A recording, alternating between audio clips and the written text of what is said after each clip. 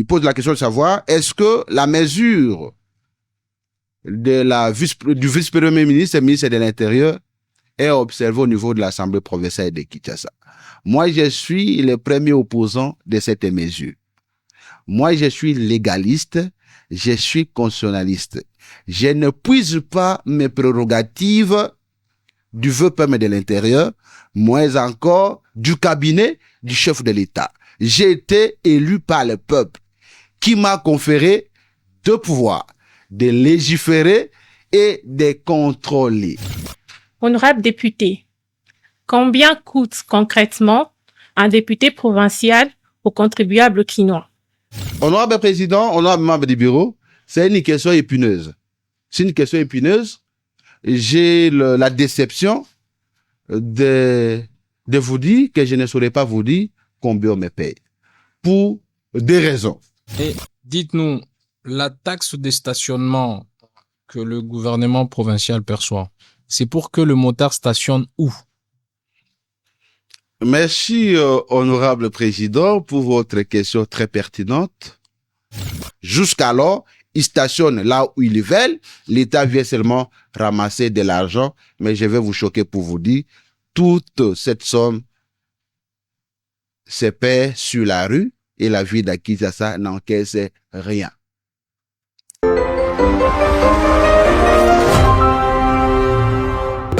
Honorables parlementaires, distingués invités, chers collègues, nous déclarons ouverte la plénière du Parlement aux étudiants de séjour. Un seul point est inscrit à l'ordre du jour. Kinshasa sous tension, insécurité, insalubrité, anarchie routière, que font nos députés provinciaux? Et pour échanger sur cette question épineuse qui fait couler beaucoup d'encre et de salive au niveau de la ville-province de Kinshasa, nous avons un invité d'honneur. Il est particulier parce qu'il est revêtu d'un mandat officiel. Nous échangerons avec les députés provinciaux Nicolas Wemankoy au mon côté, député provincial élu de Kinshasa Ngaliema, qui nous fait honneur d'échanger avec les jeunes étudiants sur les questions brillantes de la ville de Kinshasa. Sans plus tarder, nous allons l'accorder 15 minutes pour son allocution introductive afin qu'il puisse nous peindre aujourd'hui le tableau de la gestion de la ville de Kinshasa, de l'Assemblée provinciale à l'Hôtel des Villes, et ensuite interviendront les questions des honorables parlementaires à ces sujets. Honorable député, vous avez la parole pour votre allocution.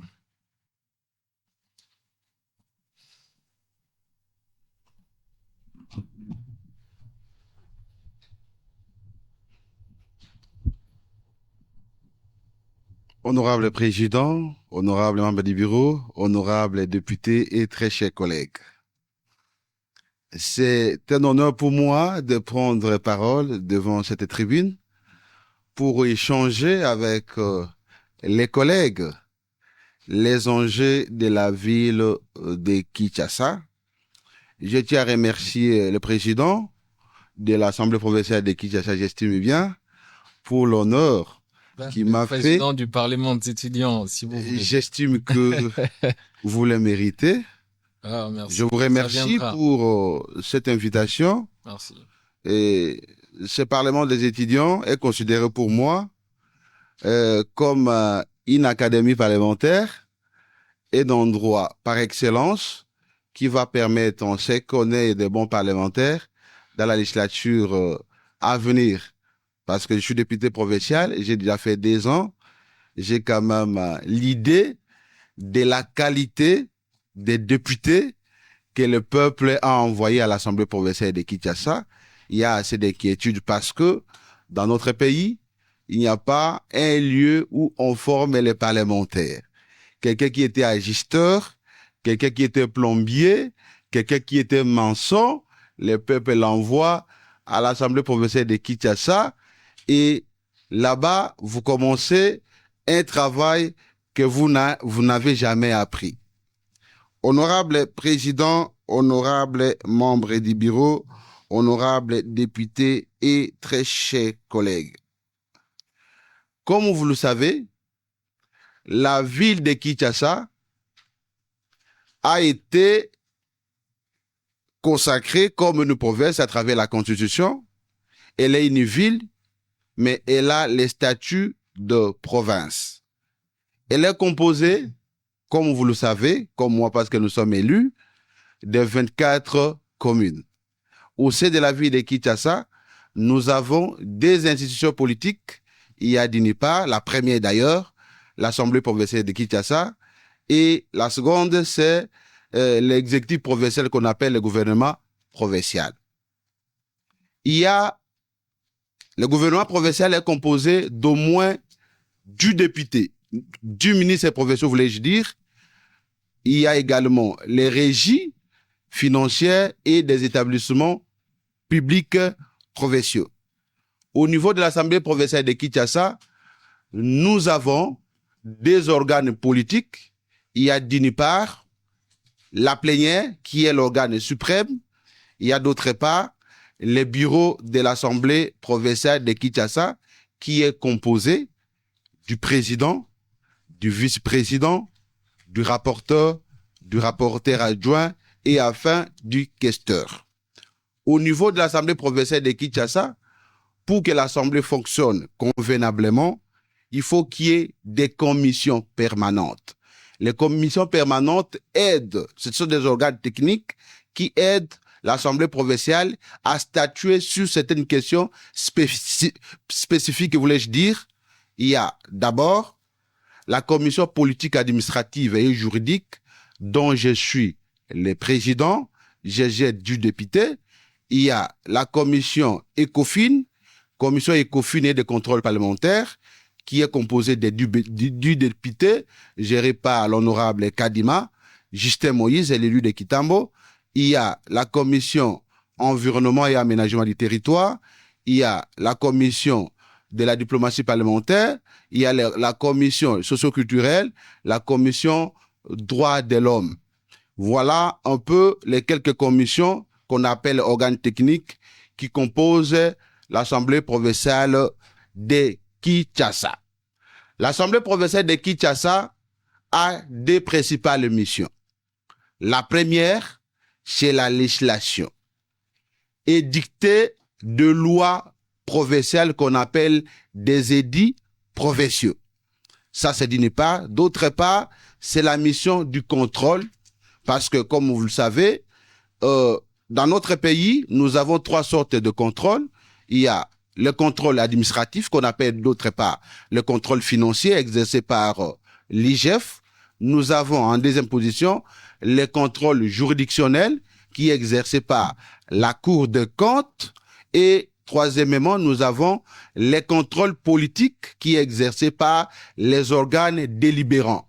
Au niveau national, on va parler de l'Assemblée nationale et au niveau provincial, on va parler de l'Assemblée provinciale. En tant qu'organe délibérant, et il a pour mission, donc l'organe, notamment d'élire les gouverneurs et son vice, d'élire aussi les sénateurs. Et de manière spécifique, c'est une mission qui n'est pas du tout mentionnée dans la Constitution, mais dans la pratique parlementaire, vous remarquerez que les députés ont aussi le rôle de représenter le peuple. C'est comme ça qu'ils sont appelés les élus légitimes du peuple. Et donc, dans sa mission du contrôle politique qu'on appelle le contrôle parlementaire, nous, élus légitimes du peuple quinois, nous avons ce qu'on appelle le moyen de contrôle.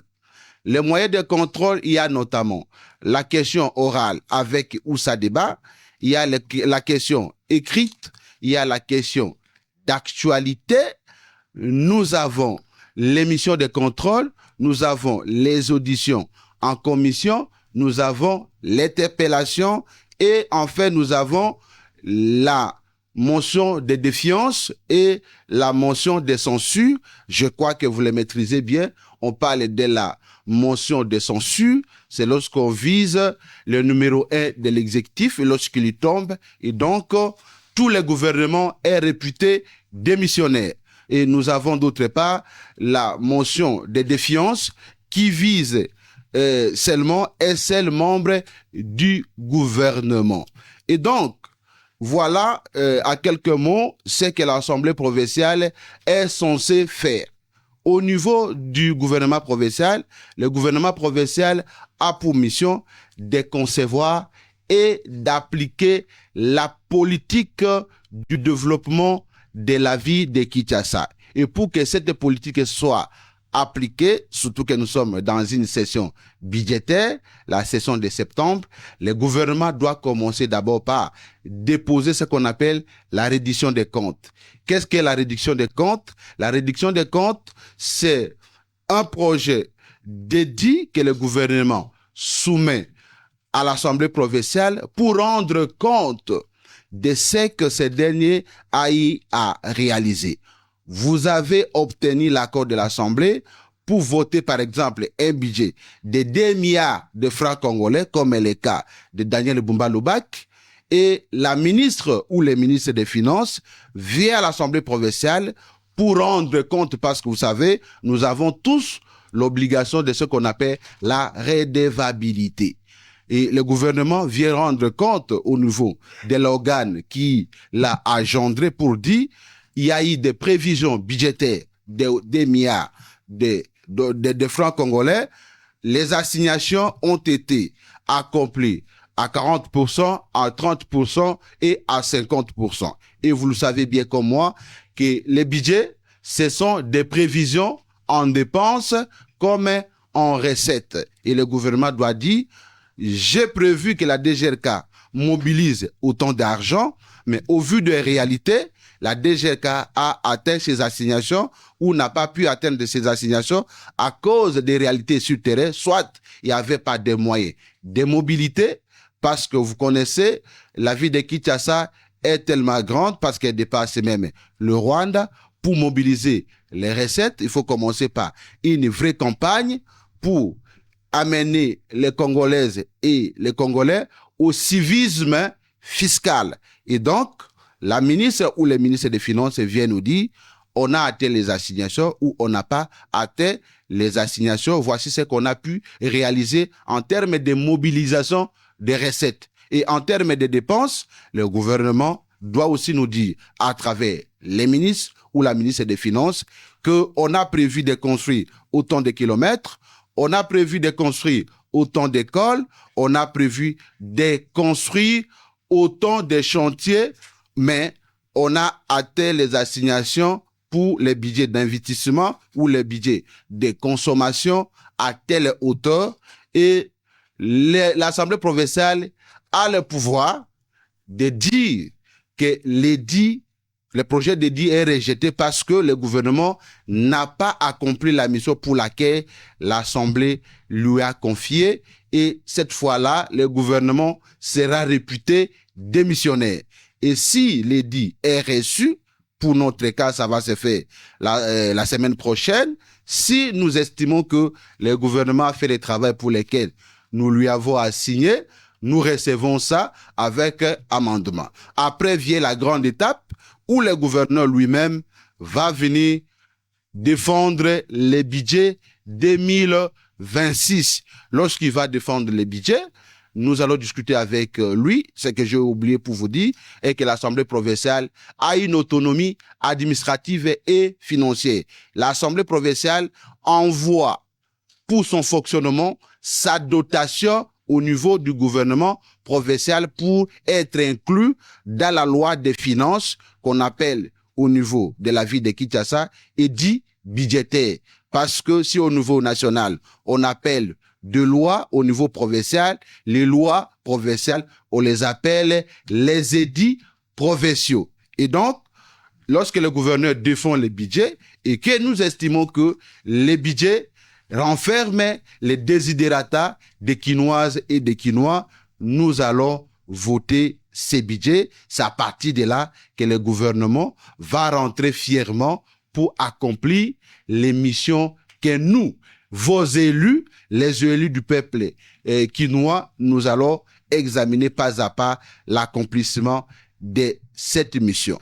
S'il faut parler de de ce qui est actuellement au niveau de la ville de Kinshasa ou de l'Assemblée provinciale de Kinshasa sur l'état des lieux, je peux vous réaffirmer qu'au niveau de la législation, il y a des avancées significatives.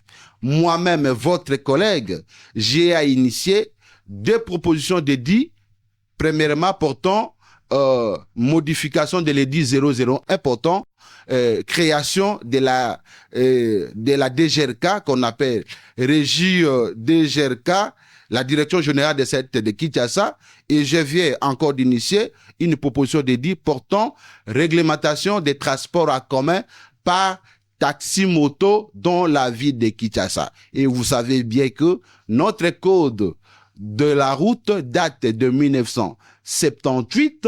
Je crois que la plupart de nous ne sont pas encore nés. Et lorsque le phénomène Wiwa est arrivé dans la ville de Kinshasa, ce phénomène n'a pas trouvé un cadre légal approprié pour réglementer ces secteurs.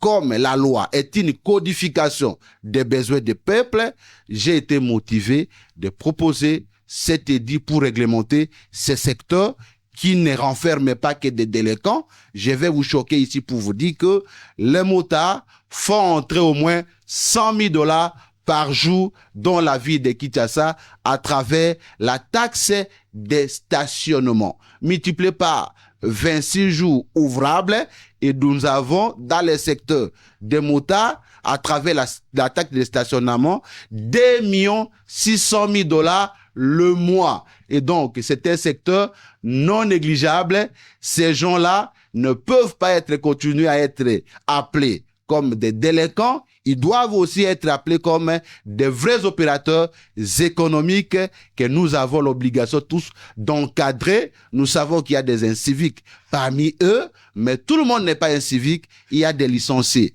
nos collègues, il y a des gradués, il y a des sages parmi eux qui ont refusé la délinquance, qui ont refusé le chômage.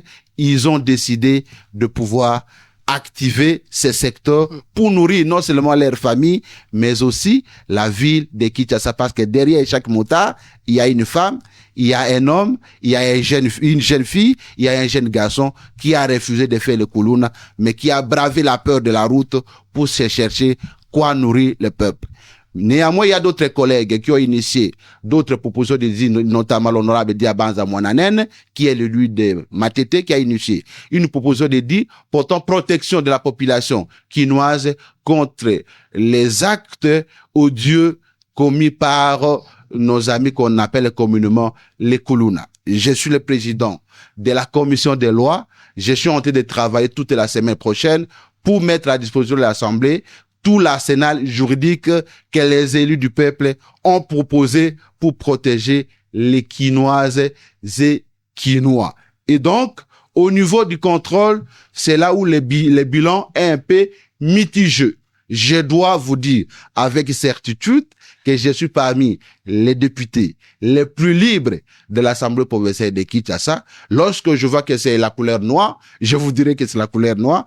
Donc, dès que je vois que c'est la couleur rouge, je vous dirai que c'est la couleur rouge. Veuillez chuter, monsieur le député. On ne trompe pas le peuple.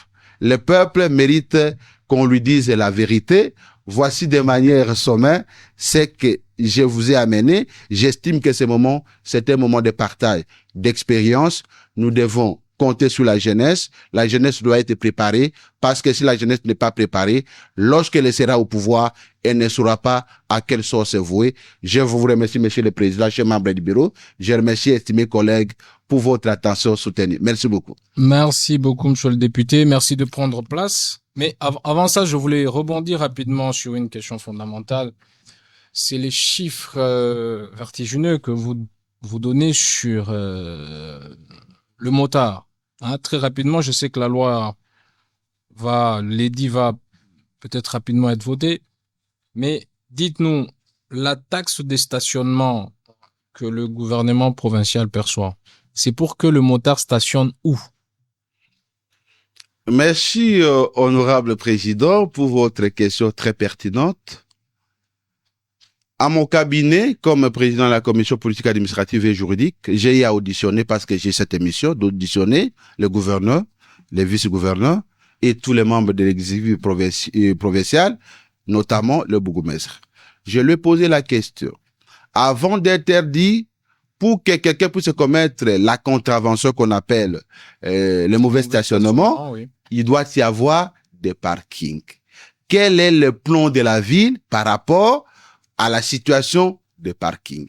Je peux vous avouer que dans la ville de Kinshasa, moi, je n'ai pas encore trouvé un parking public provincial.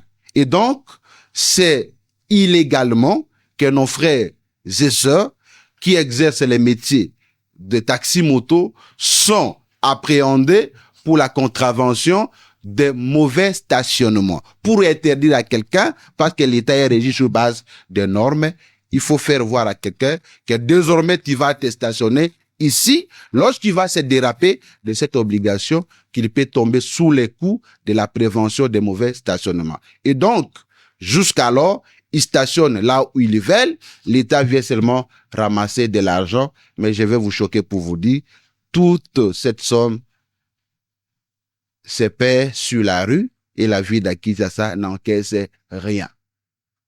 Et comment vous quantifiez cet argent si la ville, déjà la ville perçoit une taxe dont les usagers n'ont pas le service, parce qu'il n'y a pas de parking. De deux, ce qui est plus choquant, vous le dites, c'est que cet argent n'entre pas dans les caisses officielles de la ville.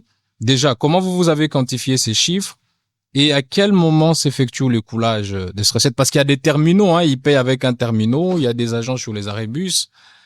S'il vous plaît, les arrêts créés artificiellement, plus ou moins, comment vous en êtes arrivé à ces chiffres et à quel moment s'est fait le coulage? Et vous, en tant que député, qu'est-ce que vous avez fait à ces stades? On comprend que votre loi est en cours. Toujours dans la recherche de la vérité, parce que nous sommes élus pour servir ce peuple. Les députés, je l'ai toujours dit, le député n'a jamais été un chef. Les députés, c'est un serviteur du peuple, parce que le souverain primaire, c'est le peuple. Si vous jouez avec le peuple aujourd'hui, en 2028, le peuple sanctionne très mal, plus que même l'État. Et donc, j'ai auditionné les chefs de division, les chefs de division provinciale de transport. Je lui ai auditionné parce que c'est elle qui est, c'est pas que c'est une dame à cette époque-là, qui était chargée, n'est-ce pas, de maîtriser l'effectif des motocyclistes dans la ville de Kinshasa. Lorsque je l'ai auditionné, elle m'a amené un registre qui totalise au moins 500 000 motards dans la ville de Kinshasa. Et le ministre provincial des Transports et des Mobilités urbaines a signé plusieurs contrats de partenariat public et privé avec les étrangers pour la perception de cette taxe, hypothèse que moi je n'adhère pas, parce que j'estime que la division provinciale des transports a plus ou moins 4000 agents et que ces agents ne font rien. Ce sont des étrangers qui vont embaucher nos frères et sœurs pour la mobilisation des recettes, alors que ces machines pouvaient être achetées et mises à la disposition de nos compatriotes pour que le ministère lui-même pousse. Honorable député, permettez qu'on comprenne une chose. Donc, les agents qui sont sur terrain, ce sont les agents sous-traités par... Bien sûr, honorable président, ce ne sont pas les agents du ministère des Transports. Ce sont les agents sous-traités. Et donc, vous faites les calculs, je suis pas mathématicien, je suis juriste de formation et j'ai fouillé d'autres options à cause de mon insuffisance en termes de calculs. Vous faites ces calculs, 500 000 motards multipliés par 500 francs, vous aurez les chiffres, vous multipliez par les 26 jours, vous ne tomberez pas loin du montant que moi, je vous ai donné. Les élus sont à la recherche de la vérité. Je suis parti voir le nouveau ministre des Transports, Jésus Noël Echeki-Wadomène, pour qu'on discute sur comment nous pouvons canaliser ces recettes pour que ceux qui donnent cet argent ne puissent pas se décourager. Vous êtes au courant comme moi que si des fois nous n'avons pas le civisme fiscal, c'est parce que le peuple ne voit pas qu'est-ce que le gouvernement fait avec son argent. La route dont on nous fait payer beaucoup de taxes, deux fois, il y a des trous partout. On nous demande de payer les taxes de stationnement. Nous n'avons pas de parking. Et si nous n'anticipons pas pour créer des parkings, pour arranger nos routes, les secteurs de motocyclistes peut aussi se décourager par rapport au paiement de la taxe, comme c'est le cas pour ceux qui ne payent pas, n'est-ce pas, la vignette et d'autres taxes, notamment l'impôt sur le loyer ainsi que l'impôt foncier sur nos maisons. Merci beaucoup, monsieur le député. Vous pouvez prendre place et félicitations pour votre initiative dédiée. Merci On beaucoup. espère que très rapidement, l'Assemblée provinciale pourra mettre ça en place pour qu'enfin qu'on ait de l'ordre dans la ville de Kinshasa, parce que c'est un secteur qui pullule et qui prolifère des arrêts et des stationnements. Alors, nous allons débuter la session de questions. Honorable Fredine Joly pour son allocution.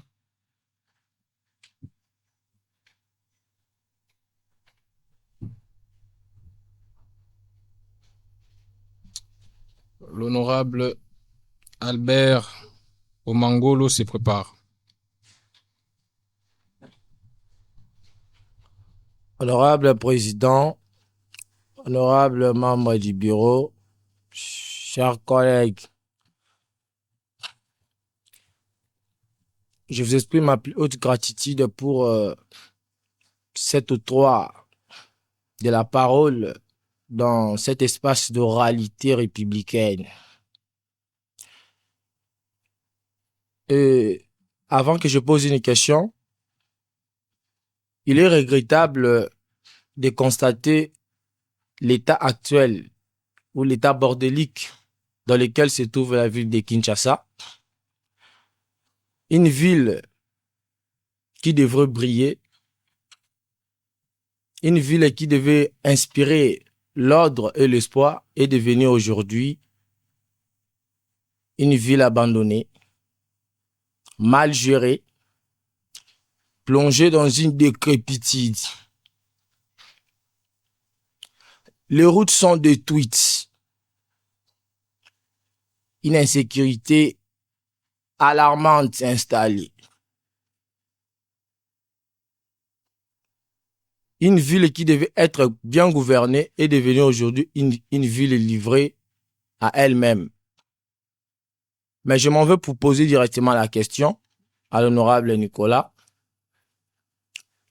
Nous le savons très bien que le gouverneur de province est une autorité déconcentrée d'État et que les assemblées délibérantes disposent d'un pouvoir, d'un contrôle sanctionnateur pouvant les démettre de ses fonctions. Mais aujourd'hui, le gouverneur de province Daniel Bumba a mal dirigé, en ce sens que la ville de Kinshasa se trouve aujourd'hui en déliquescence.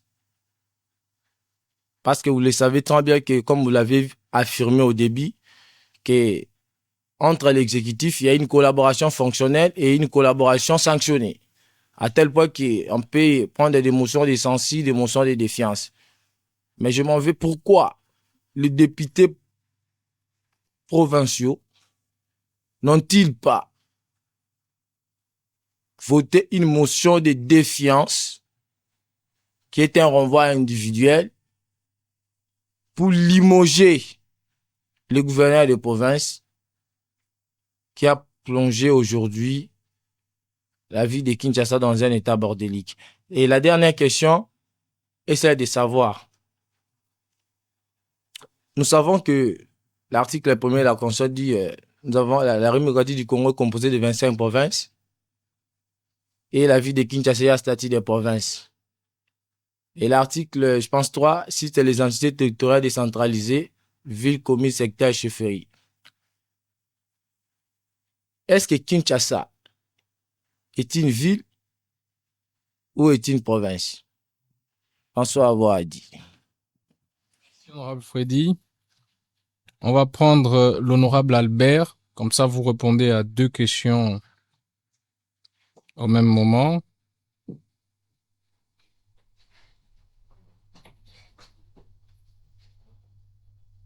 L'honorable David Mbokama va se préparer.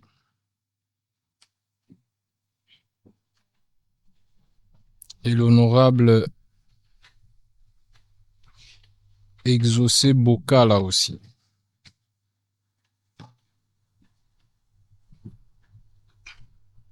Honorable Président, honorables membres du bureau, chers collègues, je salue d'abord la pertinente intervention de notre invité d'honneur. Notre invité, dans son allocution, a dit ou affirmé que l'Assemblée provinciale contrôle l'exécutif ou a pour mission de contrôler l'exécutif provincial. Cependant, ou par cette occurrence, peut-il nous dire pourquoi ce contrôle des maires ou se relève inefficace ou inexistant contre Daniel Bumba et ses ministres? Alors, tout en espérant recevoir de bonnes clarifications de la part de notre invité d'honneur, telle est ma petite préoccupation. Merci. Merci, honorable Albert. Honorable député Nicolas, merci de rencontrer les préoccupations des deux parlementaires.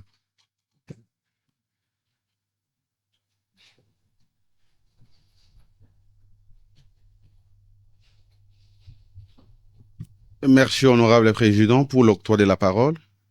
Je remercie les collègues pour les pertinentes questions posées. Et comme cette tribune nous amène à un débat pédagogique, je pense que je dois d'abord me mettre d'accord avec les premiers intervenants pour dire que Daniel Bumba ne gère pas une entité déconcentrée. C'est peut-être ma réponse va nous conduire à un autre débat. Ça coïncide avec la deuxième question. Comme il a bien affirmé que parmi les entités territoriales décentralisées, nous avons la ville, nous avons la commune, nous avons la chefferie. Et la ville de Kinshasa, en tant que ville, est une entité territoriale décentralisée. Et la constitution, le souverain primaire, la constitution qu'on appelle la loi des lois, le peuple qui est le souverain primaire avait estimé utile de conférer à la ville de Kinshasa, qui a les statuts comme de toutes les autres villes, mais avec comme particularité, la constitution lui confère les statuts d'une province. La différence entre la ville de Kinshasa et d'autres villes est que dans une ville ordinaire, nous avons ce qu'on appelle les maires de ville. Mais dans la ville de Kinshasa, nous n'avons pas les maires de ville parce que la particularité est que la ville est gérée par un gouverneur, un vice-gouverneur avec un gouvernement exerçant les fonctions constitutionnelles de la même manière que le province. Et donc, la ville de Kinshasa est une ville, mais qui fonctionne comme une province. C'est comme ça qu'on dit que elle est une ville, mais elle a les statuts de province. Je pense avoir raconté la préoccupation, la deuxième préoccupation d'ailleurs. Et les collègues disent, ils posent la question de savoir, une ville est mal gérée, détruite, il y a l'insécurité accrue, mais pourquoi nous n'arrivons pas à voter une motion de censure contre Daniel Bumba? D'abord, nous devons d'abord un peu reculer. Ne voyons pas les choses aujourd'hui. La vie de Kinshasa n'a pas commencé avec Daniel Bumba Lubak. Là, nous devons nous mettre d'accord. Si vous remarquez avec moi, dans toutes les routes qui sont en train d'être construites, ce sont les anciennes routes que l'État avait déjà financées il y a de cela 18 ans. Et comme ils ont fait du surplace, ils ont fait de l'anarchie dans la construction, il n'y avait pas une vraie mission de contrôle. Les Indiens, les Libanais, les Chinois nous ont loupés. Ils ont construit ce qu'on appelle des routes à usage unique. Tout a été détruit. C'est comme ça que nous sommes en train de nous battre pour construire la ville de Kinshasa. Je ne peux pas ici vous dire que Bumba a réussi sa mission de gérer la ville de Kinshasa. Ça sera jeter l'opprobre sur tout un peuple. Je peux vous affirmer que de temps en temps, je lui rappelle à l'ordre pour regarder son âge. Il n'a pas 45 ans. Il est le premier gouverneur de l'UDPS que nous avons choisi pour honorer la mémoire de notre héros, Papa Etienne Tshisekedi. Nous avons estimé qu'il peut couronner quand même cette lutte de 37 ans. Il est en train de se battre à son niveau.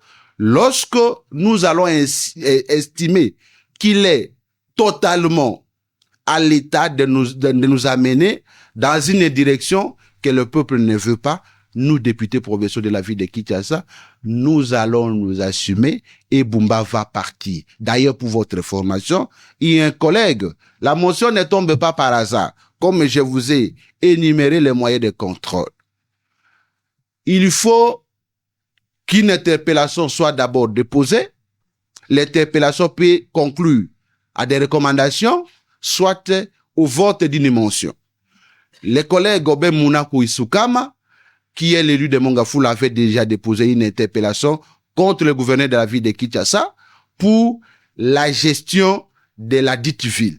Nous attendons ce que le bureau va donner comme orientation. C'est après l'orientation du bureau que nous allons savoir si Bumba va partir ou il sera maintenu. Mais ce que je vous demanderai, c'est de ne pas faire les raccourcis. Même notre président ici qui gère les débats, si on lui remet aujourd'hui la vie de Kinshasa, je vous dis la vérité, s'il n'est pas un homme, il peut jeter l'éponge. Il y a des défis énormes. Ce qui a été abîmé depuis 50 ans, on ne peut pas les réparer dans 2 ans. Ici, Bumba n'a pas encore fait 2 ans. Il a fait, je crois, plus ou moins une année et 6 mois.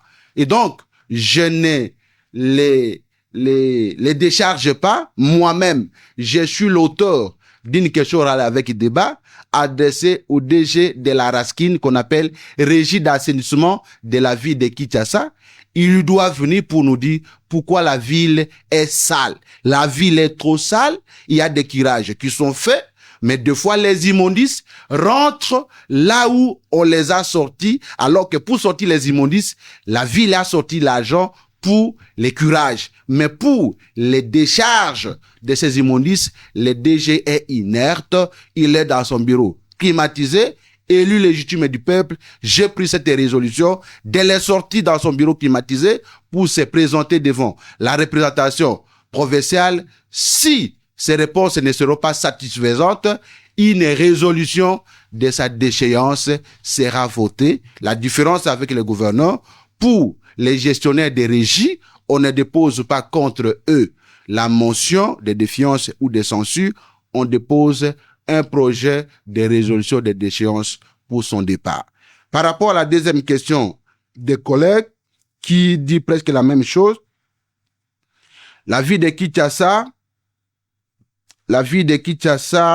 pourquoi les contrôles est inefficace? Le contrôle est inefficace parce que il y a un système de jeu politique, qu'on ne se trompe pas. Qu'on ne se trompe pas. Nous sommes dans une assemblée où tout le monde est de la majorité. Tout le monde est de l'union sacrée. L'opposition n'a pas pu trouver un seul député pour nous imposer à l'Assemblée provinciale de Kinshasa. 2 fois, nous autres, nous faisons l'opposition dans la majorité. C'est ce qui nous fait un peu distinguer des autres. Parce que j'estime que j'ai pas été élu par l'union sacrée. J'ai pas été élu par la majorité au pouvoir. J'ai été élu par le peuple. Après un moment, je rendrai compte par l'union sacrée, par mon parti politique, mais au peuple qui m'a amené au perchoir de l'Assemblée provinciale de Kinshasa. Et de temps en temps, nous prendrons des initiatives pour rendre le gouvernement efficace. Mais pour le moment, je peux vous avouer haut et fort que le contrôle est encore mitigé. C'est la mission que l'Assemblée n'a pas encore remplie convenablement. Quant à la législation, nous sommes au top. on va produire des vrais édits pour la législation de notre ville, mais par rapport au contrôle, moi, je ne suis pas prêt à tromper les peuples. Les contrôles sont encore mitigés. Ça veut dire que c'est l'union sacrée qui empêche aux députés de contrôler les membres de l'union sacrée qui sont à l'exécutif provincial, c'est ça? Je ne saurais pas faire cette déduction. Je suis de la méthode inductive. Il faut faire la recherche pour savoir pourquoi les députés, certains députés, depuis qu'ils sont à l'Assemblée provinciale de Kinshasa, ils n'ont jamais initié une émission de contrôle. Moi, je le fais régulièrement. J'invite des DG, j'invite des ministres, et chaque fois, j'ai appelé le bourgmestre de Matete parce qu'il a reçu l'argent pour gérer l'argent venant de la vie. J'ai appelé celui de Kimbantek, j'ai appelé celui de Bandal, j'ai appelé le DG de la direction provinciale des marchés publics, j'ai appelé les ministres Gégino Domaine, j'ai appelé Bob Amiso Ioka, j'ai appelé plusieurs ministres. Nous avons voté même des résolutions. La fois passée, le bourgmestre de Kimbantek a limogé plus de 40 agents de sa propre volonté. Nous l'avons auditionné. Une résolution a été votée par mon initiative, par ma commission, portant réhabilitation de tous ces agents. La dite résolution a été envoyée au gouverneur. Jusqu'alors, je n'ai pas encore reçu de retour. Nous allons évaluer toutes les recommandations. C'est là que je vais vous faire la relance, c'est que est-ce qu'il n'y a pas un écart entre la simple formalité d'inviter un ministre à l'Assemblée nationale et l'exécution de résolutions qui sortent après la question orale avec ou sans débat? Est-ce qu'il n'y a pas l'écart? Si vous invitez des gens et que vous débattez, sachant que ça prend de l'argent, les plénières, et qu'ensuite l'exécutif provincial ne met pas en œuvre les résolutions votées, est-ce que vous avez abouti au résultat escompté? Je dois vous avouer, honorable président, honorable membre du bureau, honorable député, très chers collègues, un seul député ne fera pas tout à l'Assemblée provinciale de Kinshasa. Nous avons que les députés que vous nous avez envoyés. Qu'est-ce que ça veut dire? Qu'est-ce que ça veut dire? Ça signifie que chacun est élu à sa manière. Moi, j'ai été élu par le peuple. J'ai passé une nuit sur la rue pour vérifier qui m'a voté, qui m'a pas voté. Chacun sait comment il a été voté. Moi, j'ai un devoir de redevabilité. Les autres, peut-être, sont entrés. Je ne peux pas accuser les collègues, peut-être récupérer ce qu'ils ont perdu. Et donc, le Parlement, c'est un jeu d'ensemble. Un jeu d'ensemble parce que, pour que le gouvernement puisse partir, le quorum, c'est de 25 députés. 25 députés, c'est 48 députés. Et donc, je peux montrer mes forces. Si les collègues n'accompagnent pas, on ne saura rien faire. Et donc, moi, je n'hésiterai pas d'initier les missions de contrôle. C'est mon devoir. Le peuple voit que je travaille. Le reste, chacun rendra compte le moment venu. Merci beaucoup, honorable Nicolas. Merci de prendre place. Honorable David Mbokama pour son allocution. L'honorable Exaucé Bokala se prépare.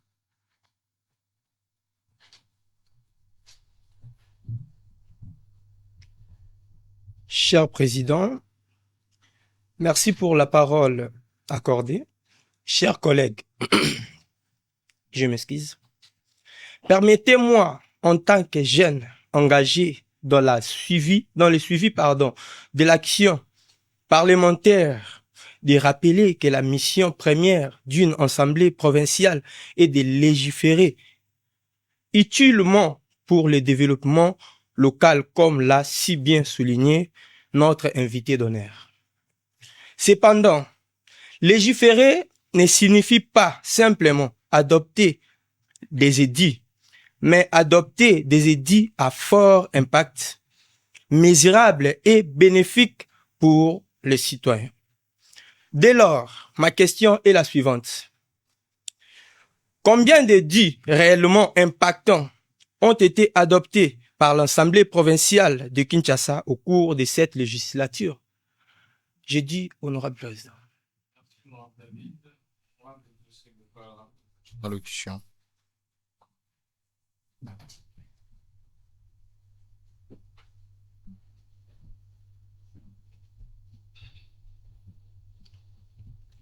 Merci, honorable président, pour l'octroi du verbe. Honorable président, honorable membre du bureau, collègues parlementaires. La République démocratique du Congo, notre pays, au-delà des crises que nous sommes en train de traverser, des crises armées, la République fait face également des différentes crises au sein de ses institutions. Récemment, le président de la République, ayant constaté une vague d'émotions intempestives au sein des assemblées provinciaux, décide via son DIRCAB de donner injonction au VPM de l'intérieur de surseoir, d'observer un moratoire ou de surseoir momentanément ces motions, des défiances et des censures bien sûr, au sein de ces assemblées.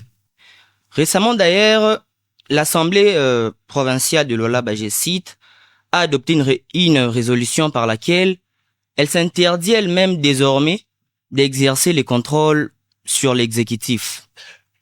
Nous pouvons demander, est-ce qu'une autorité de l'exécutif, dans ses attributions, peut-il restreindre une prérogative dévolue aux élus provinciaux par la Constitution elle-même? Ma question est celle de savoir, notre invité en tant que député provincial, peut-il nous dire si cette mesure est-elle observée aussi à l'Assemblée provinciale de Kinshasa? J'ai dit présent. Nicolas, merci de rencontrer les deux préoccupations des parlementaires étudiants. Entre-temps, l'honorable Lys se prépare, merci, et l'honorable Exaucé Katumba, et on va chuter.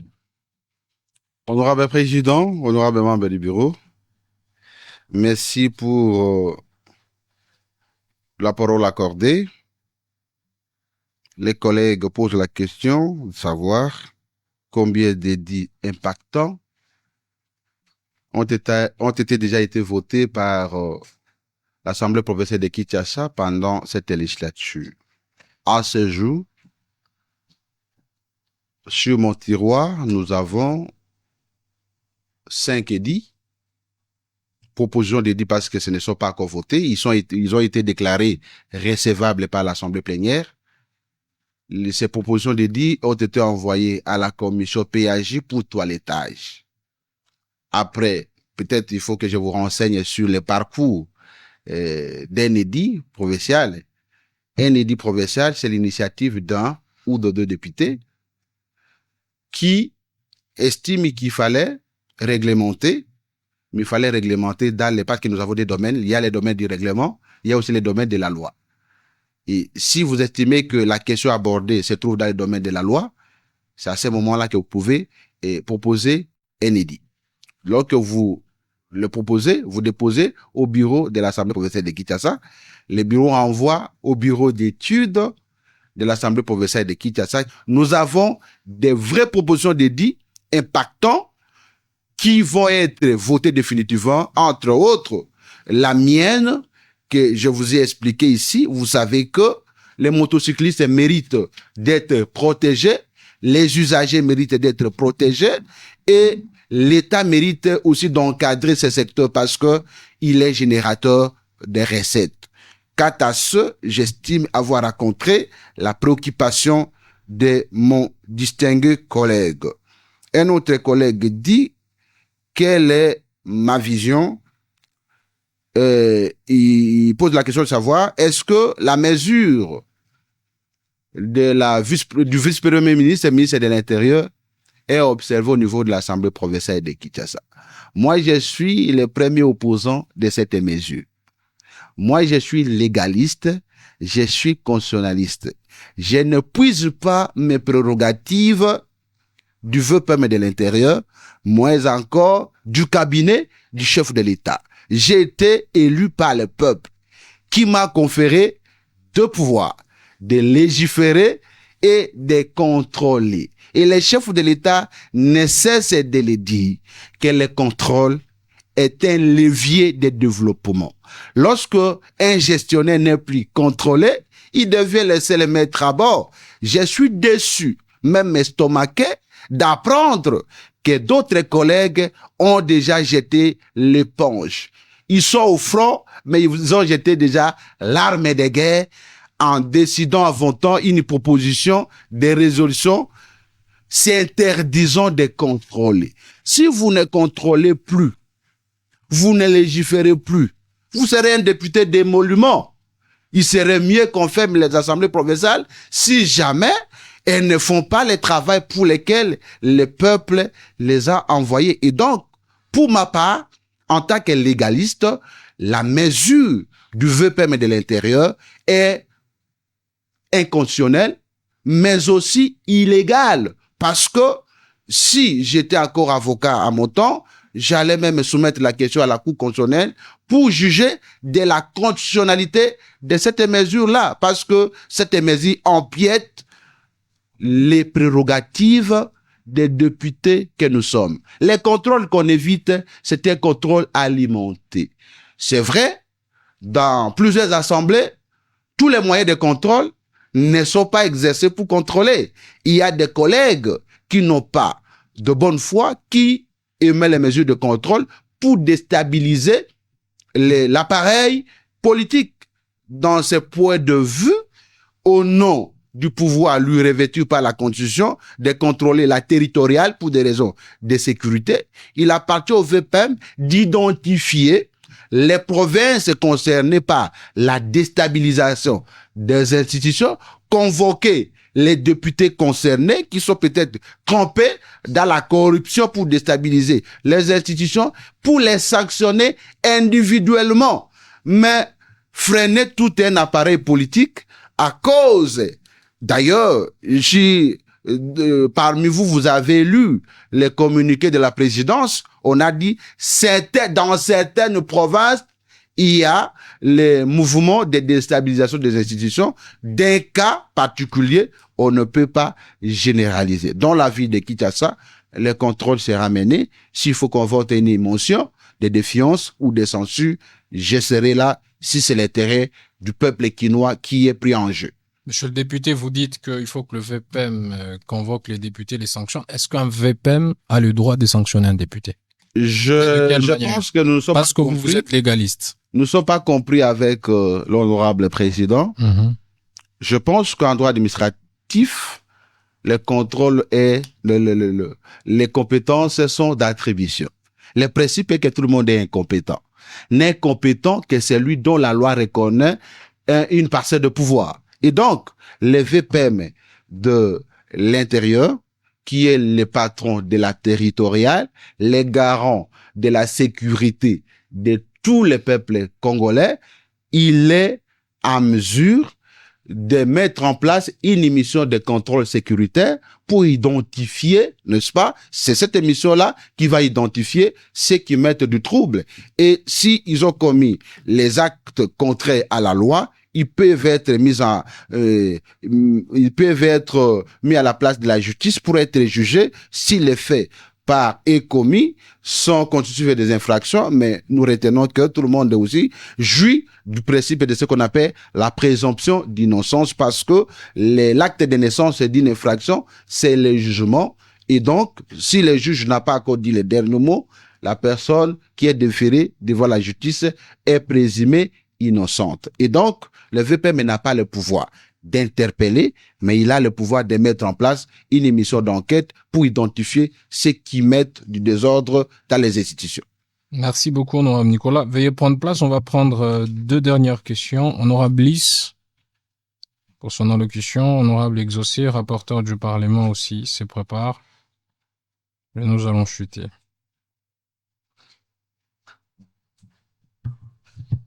Honorable Président, honorables membres du bureau, chers collègues, puisque nous sommes ici dans le temple de la recevabilité citoyenne, permettez-moi d'adresser une préoccupation à l'honorable député Nicolas. Une préoccupation simple, mais essentielle pour la transparence de la gestion publique. Honorable député, combien coûte concrètement un député provincial au contribuable quinois? Car avant d'évaluer la performance d'une institution, il est légitime d'en mesurer l'impact financier sur ceux qui la financent. Je vous remercie. Merci, honorable Bliss. Honorable Exaucé, pour son allocution.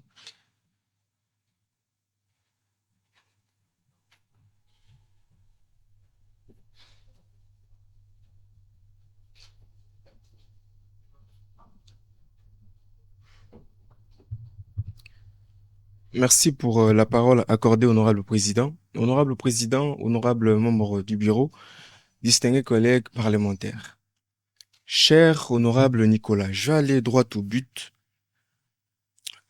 Aviez-vous reçu une enveloppe et des véhicules pour voter le gouverneur actuel Daniel Bumba?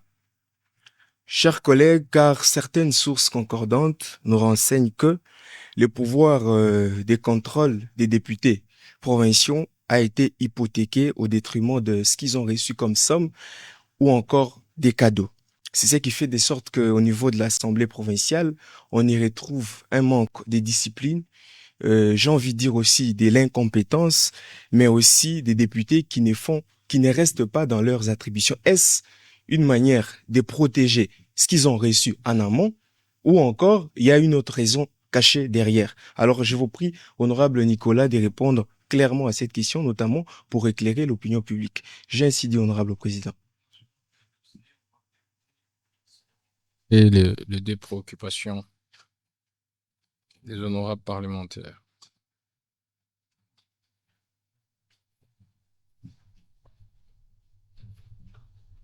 Honorable Président, honorable membre du bureau, honorable député et très chers collègues. Je dois d'abord vous rappeler que j'appartiens à un parti politique.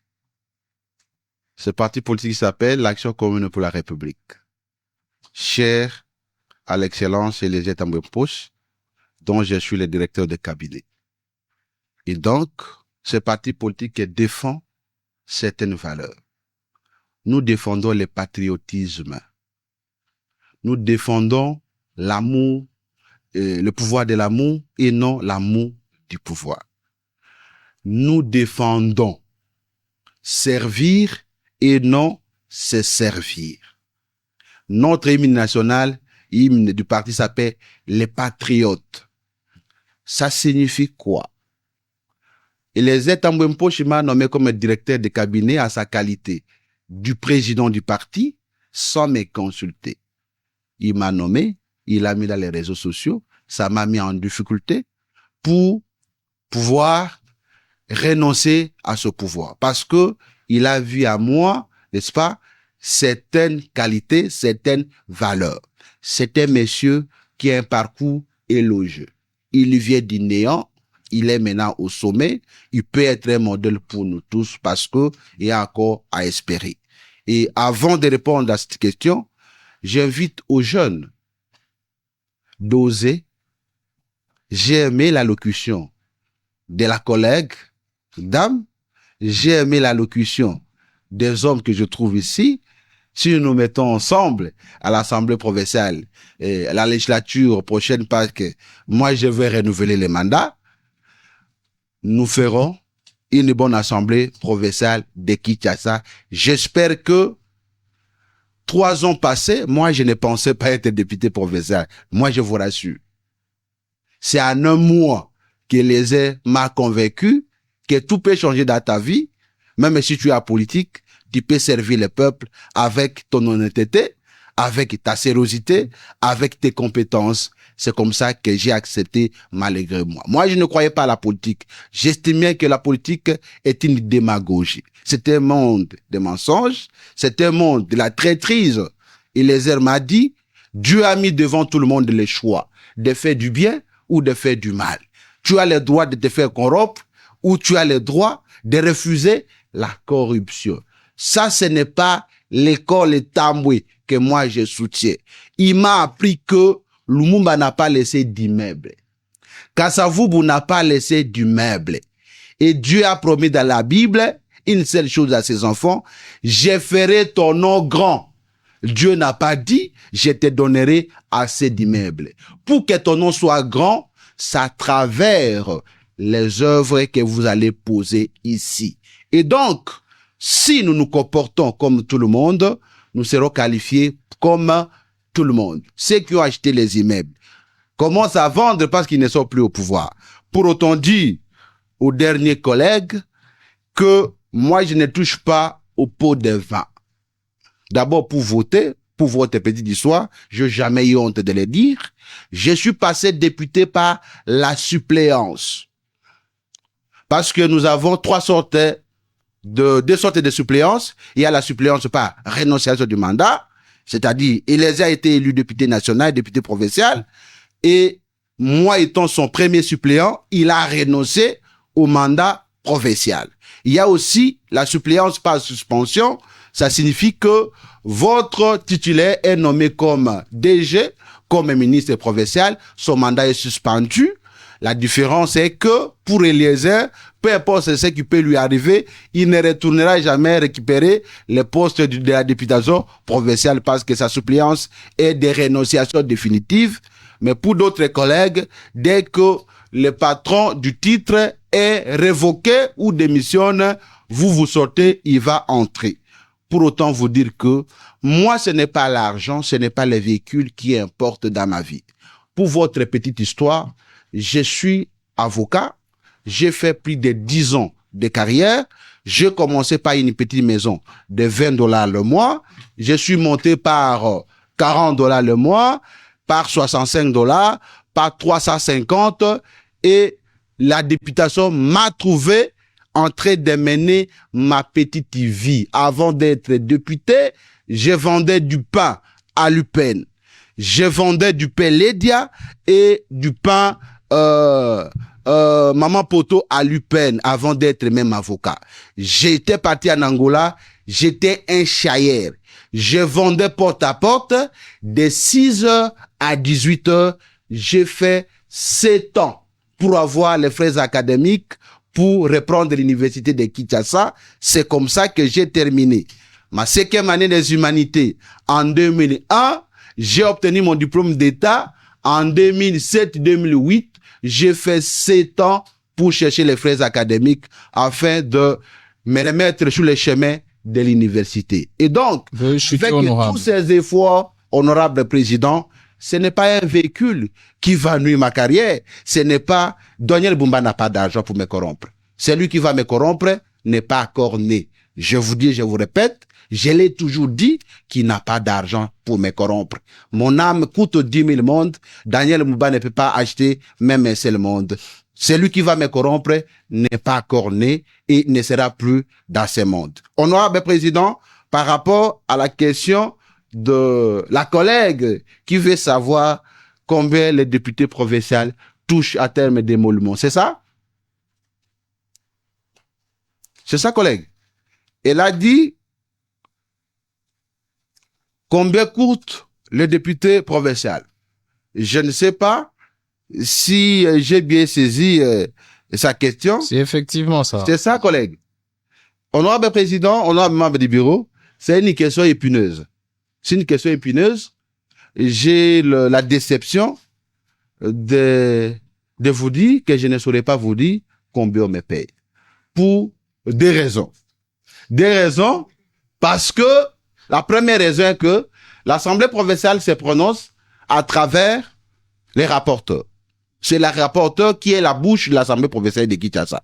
Si je me permets de m'écarter de cette ligne, une action disciplinaire sera ouverte contre moi à travers le comité des sages. Et donc, je risquerai d'être privé même de 6 mois de mes émoluments.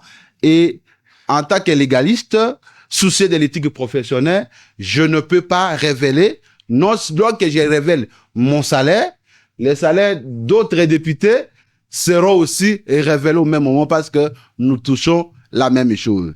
Une autre question, une autre tendance qui ne me permet pas d'aborder cette question, vous savez que le salaire a un caractère alimentaire. Et la loi a même interdit qu'on puisse payer quelqu'un dans un bar.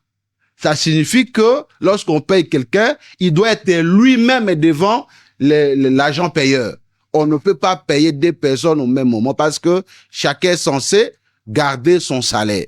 Mais c'est que je peux vous affirmer que chaque jour ici, le peuple, pour ma part, bouffe plus de 60% de mes émoluments. J'enterre presque chaque semaine 2 personnes. J'achète des cercueils. En Galem, 8 personnes sont décédées. Je les ai enterrés à $4 000. Ils sont décédés vers Saint-Luc. Parce qu'après la pluie, il y a l'écroulement des murs. qui ont apporté toute une famille, 8 personnes. L'État n'est pas intervenu, c'est les députés qui enterrent tout. Je me suis réveillé avant-hier, je trouve un papa avec son fils, avec une ordonnance que mon fils est malade. Qui vous a donné mon adresse? Il dit non, ce sont des connaissances. Et donc, chaque jour ici, nous faisons face à des choses que le gouvernement est censé faire, mais comme le gouvernement n'est pas redevable au peuple congolais, le gouvernement est redevable à l'Assemblée provinciale, nous qui sommes redevables à ce peuple-là, nous n'avons pas d'explication à donner que de donner tout ce qu'on nous a payé. Et donc, ne soyez pas scandalisés de cette information, il n'y a rien à cacher. Depuis que je suis à l'Assemblée, mon petit véhicule que j'ai acheté, c'est ce que je marche avec. Ça s'appelle Arrière Nouveau Modèle. D'ailleurs, aujourd'hui, j'allais venir à pied parce que j'ai donné ça à un citoyen, à quelqu'un de la base qui se marie. Je devrais venir ici à pied. J'ai suggéré à mon jeune frère qui fut l'ancien gouverneur de Maïndombe, qui m'a conduit ici, Jackson Bombak, que je remercie. Et donc, il est aussi jeune comme vous. Il est devenu gouverneur à l'âge de 29 ans. C'est le plus jeune gouverneur de toute la République. Et donc, vous pouvez espérer que si nous faisons ensemble les efforts, nous pouvons arriver là où les gens n'espèrent pas arriver. Et je pense avoir, je sais bien que vous n'êtes pas satisfaite de mes réponses, mais peut-être en cachette dans le couloir, je vous dirai combien je touche, mais lorsque je vous dirai, ne dis à personne. Merci beaucoup.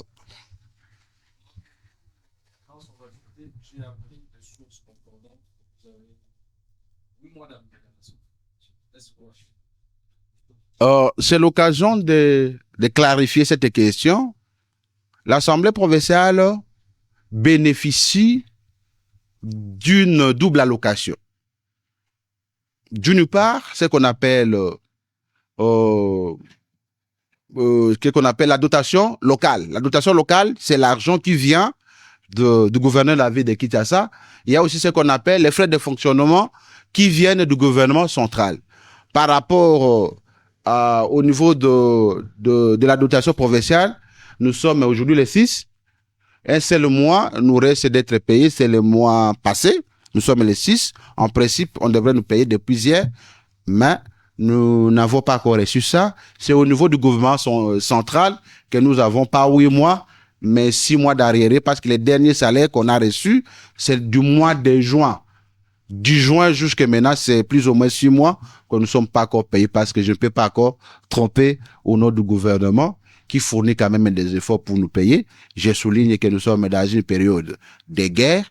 Moi, je trouve normal que, à la lumière, s'il fallait que le gouvernement prenne même une partie de nos émoluments pour faire la guerre, moi, je suis pertinemment d'accord, parce que on ne peut siéger que lorsqu'on est dans la paix, parce que les conflits détruits, c'est la paix qui peut nous amener à travailler dans de bonnes conditions. Merci beaucoup, honorable Nicolas. Merci de prendre place. On va tenter de traiter votre motion. Honorable Nicolas, le français est une langue officielle et inscrite dans notre constitution. Je me suis toujours insurgé, c'est un point de vue personnel, à ceux qui ont un discours discriminatoire contre le français. C'est pas le problème du français. Dans notre constitution, on l'a bien précisé. Nous avons 4 langues nationales, et nous avons la langue officielle qui est le français. Et c'est prévu que ce soit la langue d'usage dans l'administration publique et dans les institutions. En revanche, parler français n'est donc pas un sacrilège à mon sens, ici comme dans toutes les institutions. Je suis tout à fait d'accord avec vous qu'il faut faire de la promotion de nos langues. Et à ce stade, je suis contre que vous puissiez nous demander de ne parler qu'en lingala. Parce que il y a ceux qui nous suivent à Lubumbashi, il y a ceux qui nous suivent à Goma, il y a ceux qui nous suivent dans le Kasaï. Nous serons obligés de parler dans toutes les 4 langues pour que, alors, le message passe auprès de tous les citoyens congolais. Parce qu'on ne peut pas aussi prétendre que tout le monde parle les lingala.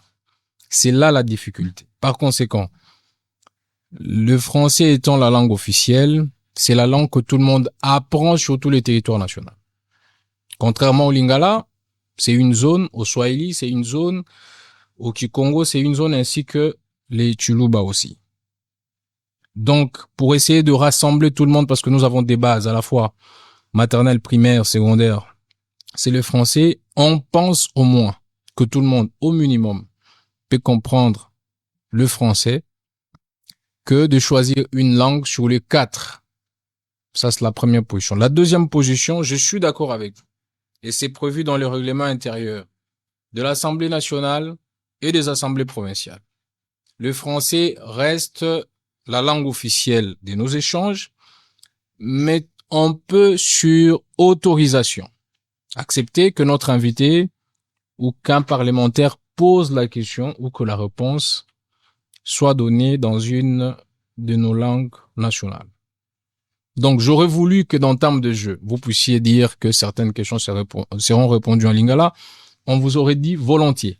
Mais dommage que ça vienne à la fin, mais je pense qu'à la prochaine invitation, j'espère que ce n'est pas la dernière fois, nous vous ferons honneur, et si vous les demandez à l'introduction, qu'à la fois les questions soient bilingues, s'il y a ceux qui se sentiront à l'aise dans une langue ou dans l'autre, et que vous, autant dans vos réponses, si vous vous sentez à l'aise, que vous puissiez répondre dans une ou autre langue nationale, sans que l'on pose un problème de supériorité entre français et d'autres langues nationales. Je pense que cette proposition, on l'a aussi eu de tous nos abonnés de la diaspora, dans plusieurs commentaires. Je pense que j'ai jamais fait la mise au point. J'espère que l'occasion faisant, la mise au point celle-là, nous sommes autorisés de parler toutes les langues. Mais pour besoin d'harmonisation, on fera le français fondamentalement. Si quelqu'un souhaite parler l'anglais, on trouvera un interprète. Il passera son message. Si quelqu'un se sent à l'aise en Kikongo, on trouvera un interprète où il posera ou répondra dans cette langue-là particulièrement, sans que un problème particulier se pose, honorable député Nicolas. J'espère que j'ai rencontré votre résolution qui est pertinente, qui permet aussi d'éclairer tous ceux qui nous suivent. Nous ne sommes pas français ni belges, mais au regard de notre histoire passée, colonisation et tout ce qui va avec, nous avons été amenés donc à avoir pour une langue centrale comme français. Faisons avec, à moins qu'on décide avec le temps. C'est aussi une option qu'on fasse d'une de nos 4 langues la langue officielle, et donc on va tous l'apprendre sur l'ensemble du territoire national. Ça permettra que si on décide que ce soit les lingala, dans nos écoles, dès la maternelle, on aura les mêmes notions pour permettre à ce que la communication puisse toucher tout le monde au même moment sans blocage ou barrière linguistique. Plus rien n'étant à l'ordre du jour, la plénière est levée.